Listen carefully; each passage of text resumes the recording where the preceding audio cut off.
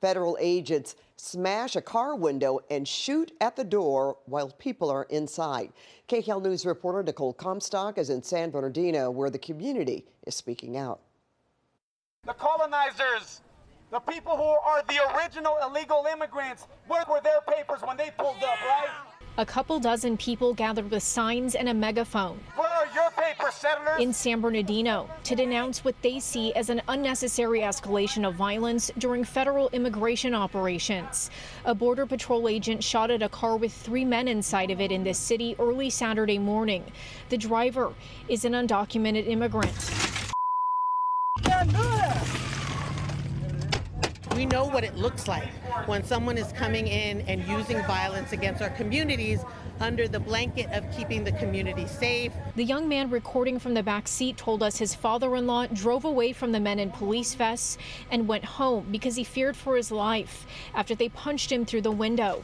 He says the men refused to identify themselves or explain what was happening. I was thinking the bullets were going to run through the back window and hit any of us. He says the video is proof that no agents were ever in harm's way, but the Department of Homeland Security tells a different version of events, writing in part, in the course of the incident, the suspect drove his car at the officers and struck 2 CPB officers with his vehicle, forcing a CPB officer to discharge his firearm in self-defense. But people here aren't buying that. Absolutely not. It appears that he was afraid for his life. He was running. So I think that speaks volumes on the integrity of this federal department. That explanation remains unverified and deeply troubling. Including San Bernardino Mayor Helen Tran, who took to social media calling for an investigation into whether or not any of these federal agents possibly violated any procedures. San Bernardino police were later called to manage a crowd that surrounded the driver's home. They say they couldn't do much for either side because they can't assist with federal immigration operations per state law.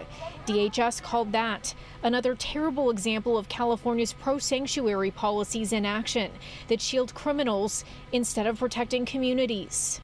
The men who were in the car that day say the driver is not committing any crimes here.